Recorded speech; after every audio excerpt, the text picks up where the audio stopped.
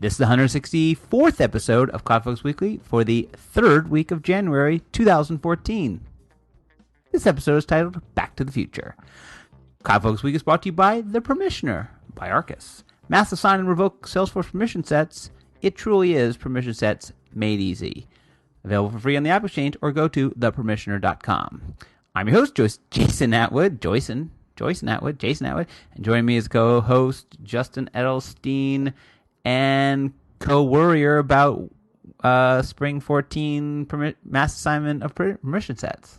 I wasn't worried at all. I know. People around the water cooler have been talking about like, oh, how's this impact the permissioner? How's this impact the permissioner? And I'm like, it doesn't. Well, explain that. I mean, then. It will maybe a little bit because people who want to like just very like straightforward.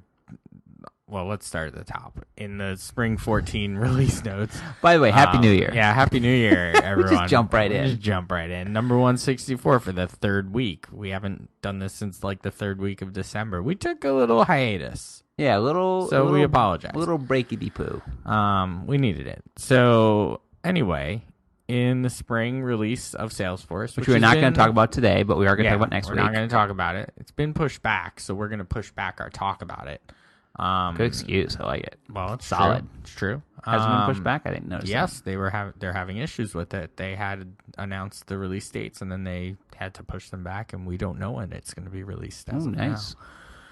So there is a tool that, if you were lucky enough to see me speak at Dreamforce this past year with Adam Torman, you saw the safe harbor version of the mass assign permission set and mass revoke permission set tool that's going to be built right there in Salesforce as part of just the setup suite. Right. Now, all it does, I'm not going to say all it does because it does some cool stuff, but it takes and leverages existing list views of users and allows you to assign or revoke permission sets from those lists in mass up to 1,000 at a time. Kind of like assigning like to a campaign off of a contact. Kind of like that, sure. So you can select who you want and then assign them to a permission set.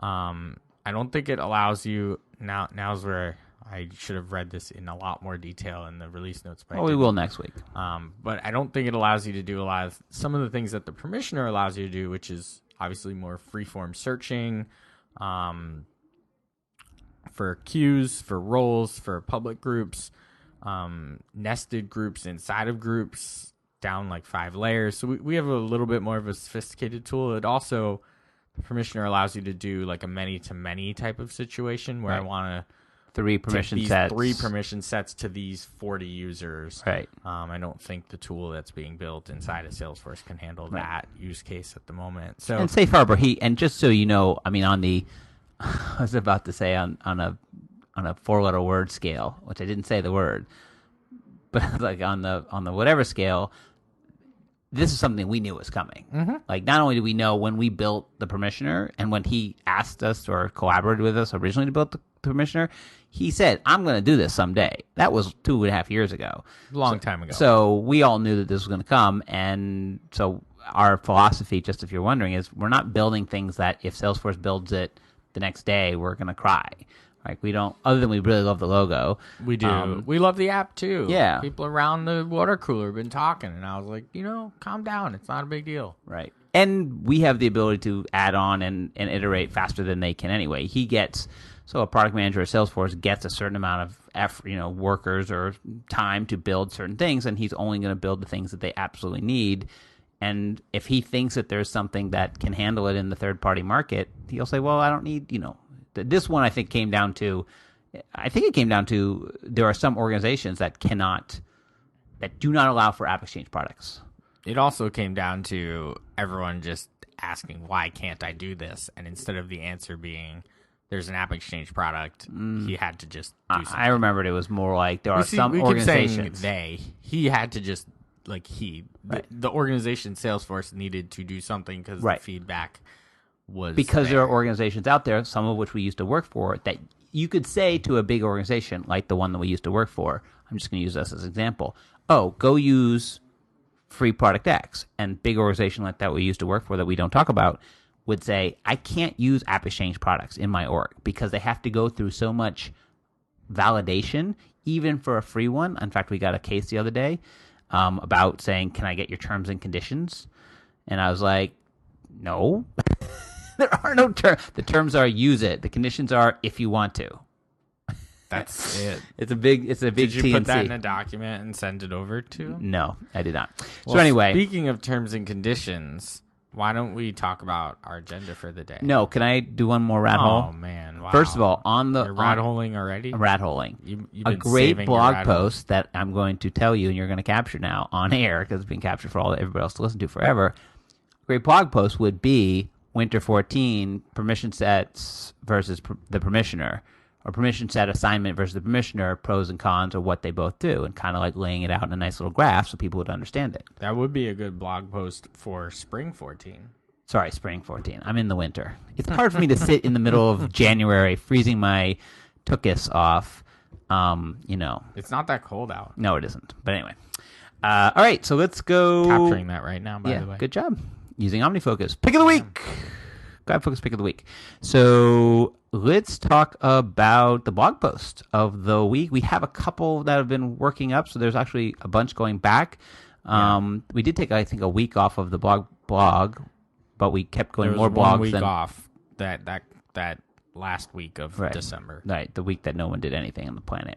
But I was able to publish cloud computing predictions for 2014, fourth year in a row of this blog post. Yep. Good Kind for of cool. you. Good It's like for it's you. a nice little. It's been a while, and I got to reuse the graphic, which I just keep going and changing the year. Changing the year. Yeah. Okay.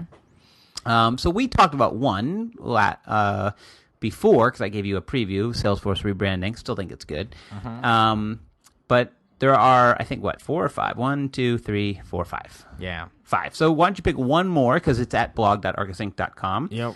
In the new 2014 archive, which I had to remember when I was doing it. Why don't you pick one more, and then we'll talk about that.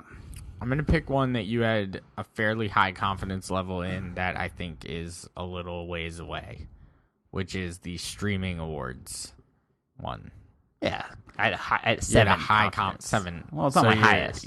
Saying you're fascinated by streaming TV, which is why you're calling it the golden age of TV. I don't think that's why I would call this the golden age of TV. I would call this the golden age of TV because there's the best television. No, I said ever I'm been fascinated made. by streaming TV, which I am calling the golden age of TV. Yeah, I would guess I'm not reading that very well. All right. But you predicted that shows from the streaming networks like Hulu and Netflix will start to dominate the award shows. Yeah.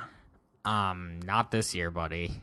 Well, I watched the Golden Globes. They didn't dominate anything. oh, damn it. There Confidence were 3. there were nominations for sure. Like Kevin Spacey was nominated. Actually, the actress's name is escaping me, but the woman who plays his wife on House of Cards, won. So she did win, not domination. One win. Total domination. Piper was nominated from Orange is the New Orange is Black, Black, but yeah. other than that, that It was said it. start. So that's by the end of the year. So I guess You there's no used really the award word shows. dominate. Yeah, I should have said start to. Start to show up. But it's a prediction. well, Because you're we knew they were going to predicting show up. something. I and gotta go crazy on the prediction. dominate. All right. Not really. That's all right. Anyway, My favorite prediction, which I think is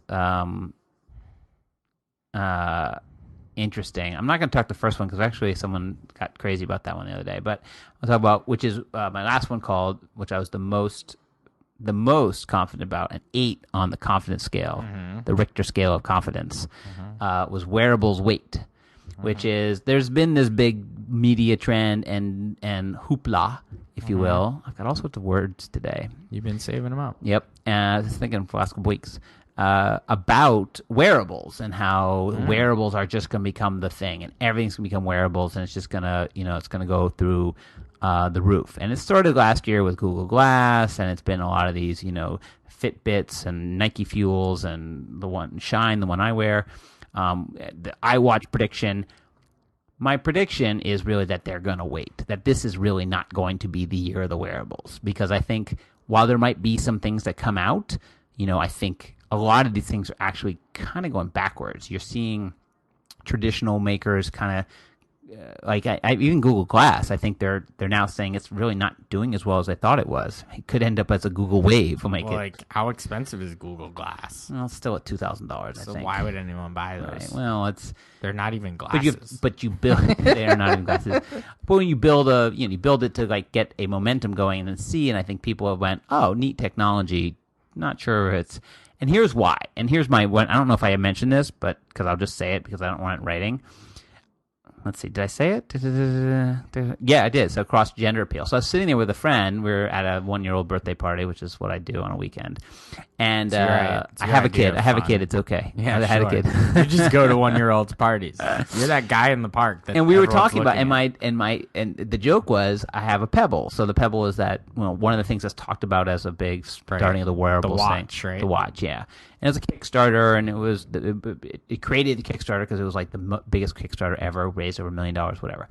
I had one and bought one or got one, and when it came, I played with it for like a couple days and went, and I put it away. And then it's been really hot in the last couple of weeks. Everyone was talking about making all those lists. It was on the Christmas list, holiday gift-giving list, and I was like, oh. So I like pulled it out, and I started to play with it, and after 5 or 6 minutes, I lost interest. And there's that commercial. The Nexus, is it the Nexus? The Nexus one, with the watch, there's the phone to answer the phone, which I don't understand even how that works. And Apple has been talking about. I mean, there's the iWatch. Anyway, so my daughter saw me wearing it and thought it's the coolest thing in the world. She just thinks that technology is cool. She is of my blood, and so she started wearing it. And so I was talking to this person, and they said something very smart. They said, wearables are good, but until women see them as wanting of them, they're not going to hit the mass market. And I was like, oh, that's kind of interesting because they're like fashion accessories. Until they're fashionable, like Google Glass and Pebble and Google and Glass Fitbit. Is just awkward. I'm just saying wearables to see in general wearing that. As opposed to, I remember when the iPod first came out, the first iPad, and my wife saw it. She was actually, I was away and I couldn't watch the thing, and she was following it online, and she sent me the article as it came out. And she said, the minute that thing came out, she said, and I want one. So I ended up having to buy 2 of them. But she wanted it instantly, like this white thing, and she wanted this iPad. So I think wearables are... Yeah, those white headphones. Until they hit that where they become fashionable, not just geeky toys, I think they're not going to pass. So I'm a geeky guy with geeky toys, yeah, and I don't have a wearable. None. Not one. Really? None. Huh. Don't even see a reason why at this moment in life. These are cool. You're pointing to something. I'm pointing to it. That doesn't work on podcasts. It does. No. Hey, everybody, take a look. See it now? No. Okay. The thing you're wearing around your wrist that tracks how many steps or so how much yeah, exercise and they all do the you've same gotten. thing. They track. The best part of it, the tracking is good. It definitely makes you think about your activity levels during the day. What I actually love it for is the sleep. It tracks your sleep. Ooh. And does it pretty accurately, and it tracks your deep sleep. You have to wear it when you're sleeping? Oh, it's very light. I mean, yeah, it's I don't know it's if nothing. I could do that. What's great is, though, you wake up in the morning, and I will go to say, did I almost go, did I get a good night's sleep or not? Because, you wake up, you're like, sometimes, I feel like I got a good night's sleep, but did I really? I'll go and say, I got 8.5 hours of sleep and, 3 hours of deep sleep. And I've started to learn over a pattern, like, what's good sleep for me. So while it's kind of an interesting thing for activity, it's also a good thing for non-activity. Are you, what are you doing? And I don't know, it's interesting. I think they could get better, and I think they could get smaller and a little bit less whatever, but... All right, so that's cloud computing predictions on the blog.arkusinc.com. We got 2 other little, I think we're going to cross off this last one. We'll talk about this another time. Got 2 other little things to talk about. One was the Salesforce One event here in New York. We're in New York, so we went. Yeah. And what do you think? I thought it was a good event. I thought it was better than last year's customer company tour event in New York. Even though... it was really close to Dreamforce. It actually wasn't. It was about 3 months after Dreamforce. 3 full months, right? Really? No. Yeah, it wasn't November? Dreamforce? Oh, Dreamforce was in It wasn't November. even 2 months. I always forget when Dreamforce is. Really? It just didn't seem like it was Really? right on top of it for some reason this year. Really? Anyway, I thought it was laid out better than it was last year. It was at the same place. It was smaller than it was last year, which is, I think, a little telling, a little weird. Maybe they made it more exclusive. It was tiny. It was last year's was bigger. No, I know. So I missed last year. The year before it was in Javits. No, last year's was at the Hilton. Year before was in Javits. Before that, it was in Javits. It was much bigger. So they've scaled this event down quite a bit. The keynote was good. It was a scaled down version of the Dreamforce keynote. I thought it was well done in that room. It was actually a really nice room at the Hilton. They did some cool stuff with lighting. Yep. I think you missed it. You showed up a little late. Oh, they did the Timberlake video, or Michael Jackson video. It was just cool. Yeah, with the lighting effects. I showed up a little late. They had the choir singing. It was kind of neat. MB, Mark Benioff was in the house, which he wasn't supposed to be. It was and he wasn't there the year before. Went to a breakout session. It was actually really good. The expo floor was tiny, really small.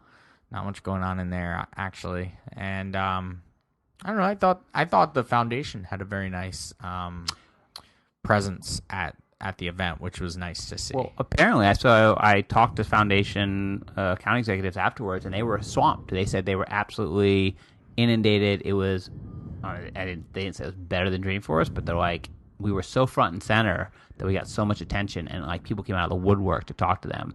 So I was like, oh, that's very good. It does make me think, for all you Salesforce people who are thinking about Dreamforce, like, this is the problem of pushing off things too far away from Dreamforce, the main floor, is that there's just people who don't go, who won't climb a hill or take a shuttle bus to go do something, whereas if they're in the center, they're in the mix. And so it's just something to consider. Like Dreamforce, let's cut it in half.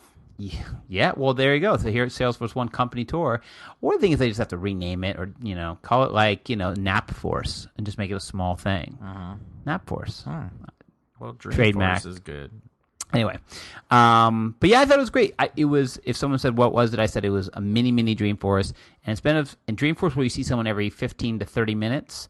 At this event, I saw someone every 30 seconds. Yeah. So I could not walk down the hall without seeing 17 people I know, which is really cool, but you had no time to talk to anybody. I had one of our clients with us, and I had her sit with me during the keynote so I could sort of talk her through it. It was her first big event. Okay. And she's like, this thing is enormous.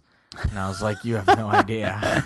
What are you talking about? This screen in front of you? This is a really small event. She's like, small. I'm like, it's a small event. Oh, yeah. Like, it was intimate. Like we were what we consider like the bad seats, because we're up in the balcony. I thought they were good. But they were very good. When we were so close, we were as close to Mark as we were when we were sitting like it was a good event. It was good. It got point across, the same stuff. And he picked a local charity, which was nice. Yep. To highlight. City Harvest. No, the veteran one? Yeah, the veteran one. I think that's local. They're out of Brooklyn. I thought they also highlighted City Harvest in the pre-keynote. Oh, cool. And had a food drive. Oh, that's right, which no one knew about. Well, I didn't know about it. I would have brought a can of food or something. And then really just from the news file, I think there are so many things. We have CES that we could get to. Maybe we'll do like a small recap of things coming about CES, but we kind of missed it. We have Spring 14, which we got to talk about next week. But one little thing that came up, and I think it's interesting just because it's the first time I saw some backlash on, I guess, major backlash on Google, which is Google bought Nest. So for those who don't know, Nest is the maker of actually two devices. One which I really wanted over the holidays. I put it on my holiday list. I didn't see it there. It was there. They make a device that's for temperature control. It's a thermometer, thermostat. But it's electronic. It's connected to the network. It learns from you. It learns from when you're home and when you're not, and it sets patterns and it can lower things. And basically, it's to be intelligent in your connected home, and also to save energy. So it knows things about when you are there or not. And it's been a huge success. They went on to make another one, not called I forgot what it's called. Again, it was on my Amazon. I had never heard of it. I had only heard of it through this acquisition. Really? Oh, it's been a huge deal. Well, clearly they bought it for a ton of money. And then the next one was they built one that's a smoke detector. That's, again, another smart smoke detector. Can send you alerts, can tell you, out of the house, whatever. But one of the things that you can do with a smart smoke detector is when you have a fire in your kitchen, you can just go over and there's like a thing. If you just wave your arm, it's just saying, listen, I get it. It's not it's not the world, it's not I'm just cooking here. How's it compare to the wink? I don't know. I don't know what the wink is. What's the wink? The wink's the thing that you bought me. Oh, is that what that thing's called? The wink? Oh, that's what the app is called, the wink. Oh, yeah. I don't think the device is called like. I think it's called the wink. Oh. Well, because it sits inside of a real smoke detector thing. It does carbon monoxide. It's really a smoke detector. It's not supposed to be anything else, but it's smart, so it can learn things and you can tell it to shush. And it can alert you away from your house. There's smoke or carbon monoxide. So anyway, so it was bought by Google. Yeah. And a lot of people, there's stories of people returning them. There's stories of people being, sending them back. There's and honestly, I'm usually one of those people who's like, really, what does it matter? It's just Google. It's whatever. It's this company. They bought it for the people. Google's been buying a lot of robotic firms lately, which is a little weird. So here comes the robots. But apparently these guys, they had, what was it? Something like 100 Apple employees at Nest. It was the guy who did the first iPhone. Okay. I don't know who that name is. Don't know the name. They bought for like $3.4 million. Was it? Yeah. It was $3 and change billion. Oh, billion. Sorry. Billions. B with a B is a little bit more. A lot more. Definitely bought it for people. Imagine yourself being worth $3 billion. Like, you're buying my company, but you're buying me for $3 billion. But it's I saw some people on Google Plus saying this is great and can't wait for it to be the connected home, and then other people saying I will never buy it. And again, I'm one of those people who usually is more on the reasonable side. I wanted this product, and now it kind of makes me feel a little bit like, I wouldn't buy it now.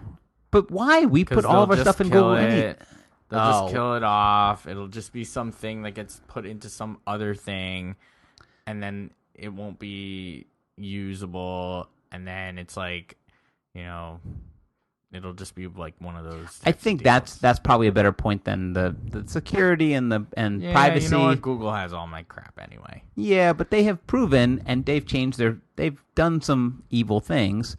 They've proven that they, have they've changed their terms and conditions on things, sharing data between things. Like all of a sudden they could share the data between your Nest and Google Plus. Right. And you might be like, well, I don't want that to happen. So anyway, I thought it was interesting because it did make me kind of hesitate on something that I was really looking forward to buying. I'm now kind of thinking, will I buy it or would I wait for someone else to kind of come up with it? But your point is good. Like if you're a company that does this for a living and builds these sort of products, then we know you're going to be interested and keep going on it. Versus Google is not really interested in building products. They've never been a good product company. In fact, they've tried to build products many times. The Sphere, as we remember, right? Yeah. Or whatever that was. The Apple TV killer. The Apple TV killer. For like 3 times as much money and never sold any of them. No, we'll never even launched one. Speaking of things that haven't sold, give me a pick of the week. Oh, you want my pick? Yeah. Well, why don't you put it here in the document so we can all see it? No, I'm pulling a Jason. I don't know. Mine's in there. You usually don't put it in there. No. I'm going to pick something a little personal. Okay. Well, I'm going to, a little personal to current events in my life. Well, everybody knows this because I did throw you out. You did. So people have come up to me and said, "Oh, I didn't know he was engaged." I'm engaged to get married. To a human, right? To a human being. Okay. Yes, she is. Okay. Yes, very nice. She. Okay. She's, we're learning a lot. Human. Yes. She's a human. So we registered a week or two ago. Okay. At Bloomingdale's. So if anyone wants to get me anything, you can look this up. Look up my registry at Bloomingdale's. If Please, hopefully you have something better to do with your money than Bloomingdales.com and just search for me. Gift. But Bloomingdale's has an app called Big Brown Bag. Okay. Yes, their trademark Big Brown Bag. And you can use it to manage your registry. Okay. So you can walk around the store with your iPhone and just start scanning stuff. Oh, as opposed to when I had to use that big gun. Well, we used the big gun because we were there. But then she's like, you can just use your phone if you go into some other store or wherever. Or you can just go on there and manage it from there and do the thank you card manager and all that other stuff from inside the app. It's just cool to see like things that were so... Like, if you think back, like, 10 years ago, a wedding registry, like, when you got married, right, 10 years ago, 10 and a half years ago, Like But I was how you registering had right to around now. register, right? Like I guess you had online stuff where people could go buy the stuff online. No, there's no internet back But, then. like, you know, 15, 20 years ago, like registering and like you have to tell people where you're registered and they have to go to the store and they have to buy the thing. And now it's like all on the phone. It's like, this is amazing. Yeah, I mean the phone is a nice. And I can aspect manage of the it. whole thing on the phone. Like that's But the they part had I the like internet. about it. I mean, we had the internet. Yeah, but now it's like here's this app. I walk around the store and I Right. scan stuff. I was That's even pretty impressed. neat. I was even impressed when I was getting. I mean, when I had that gun and walked around and scanned things, it was rather impressive. And then you could go online and you could go edit your registry and what you wanted or not. You could actually see what people had gotten you or not. Yep. I like that. That was pretty cool. That was I've been 10 years doing ago. that. So It's pretty basically, it fun. hasn't changed at all. It's just on your phone. Well, yeah, and that you can use it to do the whole scanning on Right. the phone. I think is pretty neat. Big Brown Bag by Macy's or From Bloomingdale's. Bloomingdale's, yeah. Right. I think I I like registered at Macy's. Maybe I did Bloomies I do Bloomingdale's just because it was convenient. because it's there. It was convenient. That's all. I just like the ones since I have not registered for a while, but as a person who goes and buys gifts for people, I like the ones that are just like click, click, done. Like wrap it, send it, do it, like ship it when it's supposed to be there. Don't talk to me again. You know, that's the best. Like they make it easier for the buyer. That's great. And when you can package things, because sometimes you want to buy people, you know, that like everybody's bought all the big stuff. So you're like, well, I'm going to package up, 3 plates and a napkin or something. And so you package it up and they'll send it. And funny enough, I was just doing a little anti-paper end of the year shredding, and I was going through and shredding all of my gift receipts from my wedding. Wow. So 10 years later, there I am shredding like literally stacks of receipts from, Tiffany's and whatever. Did you register at Tiffany's? One place. You should register at Tiffany's. I'm only registered at Bloomingdale's. Definitely register at Tiffany's. Thanks for the life advice, and done. All right, mine is actually something. I have so many picks now because the holidays happened, and I did manage to pick up a few toys. Some I bought for myself, some others bought for me. But I got one from a friend of mine that I have been wanting for a while, and actually someone got me one. What'd they get you? We can't be staring at the dock because you're. So Oh, look at that. It was me. it was That's you. an app? Yeah, Is that really an app? It's not an app. I not an haven't app picked at all. apps. I've picked like not apps. You picked like Spring 12. I have spring. No, maybe 11. So I actually have been wanting for a while because the wife and I drink a lot of water and a lot of bottled water and a lot of soda, like seltzer. And so someone got me a soda stream for the holidays, and you know what? I've really been enjoying it. It is fun. When you got one 2 years ago, because I remember you showed it to me, your dad gave it to you or something. It was like here, a little housewarming gift. and you showed me the way it worked, and I was like, oh. And it had 2 major flaws, which I thought at the time, or 3, one of which hasn't been solved, but 3 major flaws. One was it looked like the process of filling them up was a pain. Like you had to screw it in, you had to clamp this thing down, you had to hit this thing, and then it just looked like, oh, that seems like a pain. 2 was all the bottles that you got weren't dishwasher safe. That's right. And then 3rd was they have to keep replacing the cartridges. Yes. Right. Well, 2 of those things have been solved. One is to put them in and to do it now is click, click, boom. It's like no more screwing around. no more screwing around. It's literally it goes straight in and it grabs that's it. nice. That's nice. 2 is it they now have dishwasher safe I'm bottles. gonna buy those. Where'd you find those? Amazon. Amazon. All right, I'm gonna buy a couple of those. Yep. So because they only last 3 years anyway. well 3 years, 4 years, something like that. I mean, I have used, nothing. 3 years.